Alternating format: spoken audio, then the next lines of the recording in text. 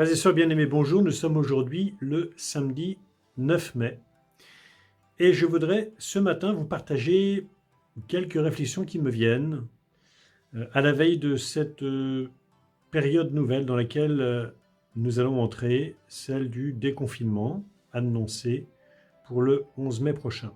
Déconfinement plus ou moins progressif selon les régions. Et je voudrais nous mettre en garde, me mettre en garde avec vous, nous mettre en garde contre une certaine forme de fébrilité. Alors, que nous le voulions ou non, nous sommes plus ou moins pris par cette forme de fébrilité parce que, bien autour de nous, les choses vont reprendre vie d'une certaine manière.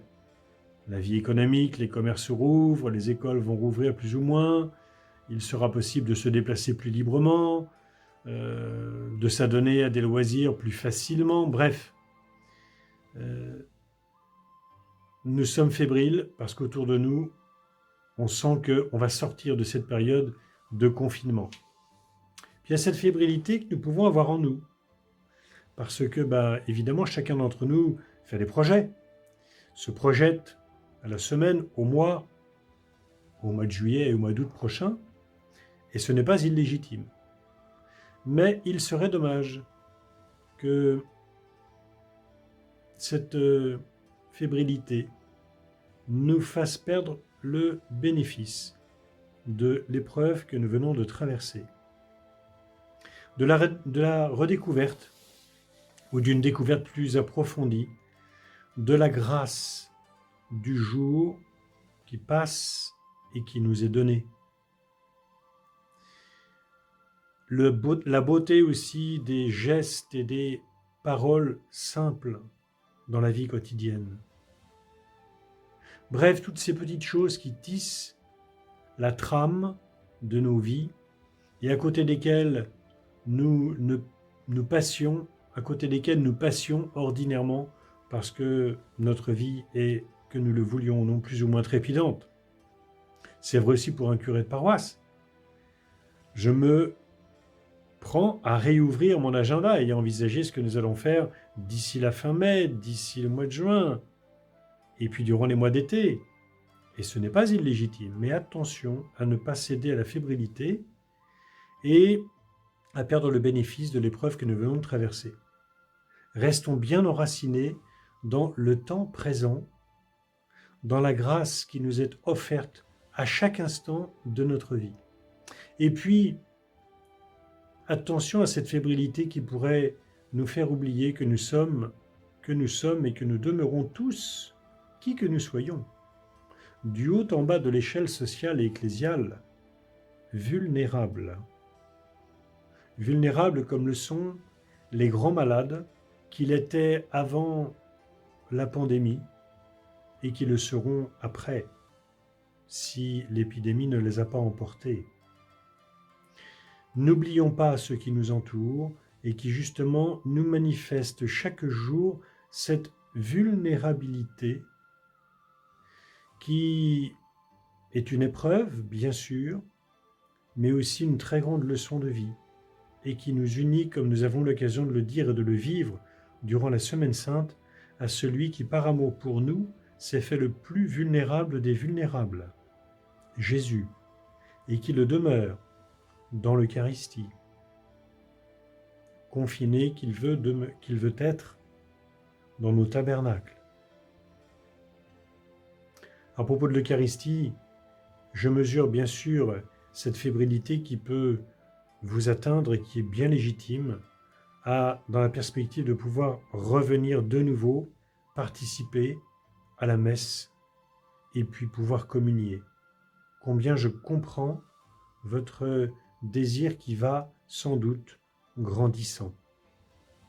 Je confie donc au Seigneur, de façon toute particulière, ce temps dans lequel nous entrons, pour que chacune et chacun d'entre nous demeure là où il est, ce que Dieu veut qu'il soit, là où il est.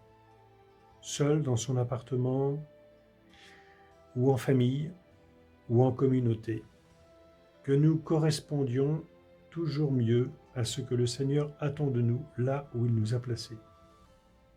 Et puisque je viens de parler de nouveau des personnes vulnérables qu'il était de façon toute particulière par la maladie ou le handicap avant la pandémie et qui le demeureront après, je voudrais de nouveau, aujourd'hui, laisser la parole à l'un d'entre eux, Jean d'Artigues, qui a bien sûr quelque chose à nous dire sur la souffrance et sur la sagesse qu'il nous faut avoir au cœur de la souffrance.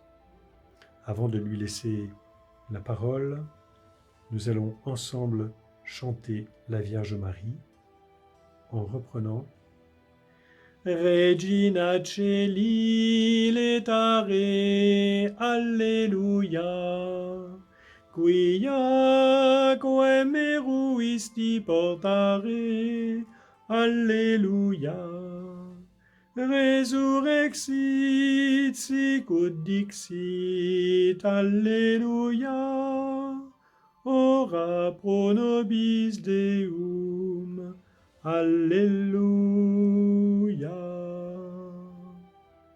Ô les cœurs, et vive la joie, et bon appétit. Jean, s'il te plaît, pourrais-tu nous dire un mot sur la souffrance?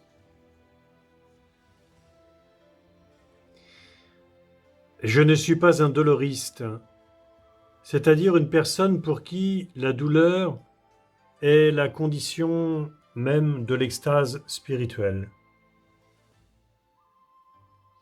Ma souffrance ne me plaît pas du tout. Je veux juste apprendre à vivre avec elle et à découvrir ce qu'elle a à m'apprendre puisqu'elle s'impose à moi.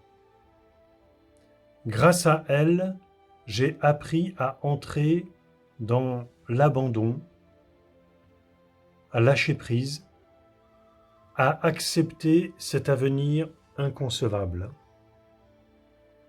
En dépit des hauts et des bas, en dépit de cette sensation d'écrasement qui me submerge très souvent, la question du consentement est alors essentielle. Supporter la souffrance en disant oui à la douleur, à la vie de douleur qui est la mienne, peut se convertir en un vrai programme de vie. Pour moi, consentir, ce n'est pas seulement accepter la souffrance, la laisser s'imposer à moi, mais bien m'en emparer, de l'intégrer à qui je suis. Elle est comme une graine venue en moi par surprise, tout comme un poison. Elle est devenue progressivement source de fécondité, m'orientant radicalement vers l'essentiel. Dieu, les autres, ma vocation sur terre, parce qu'elle m'a arraché à tout ce qui faisait ma vie d'avant et d'abord à mes habitudes. Elle est là pour me réveiller, m'éveiller à moi-même.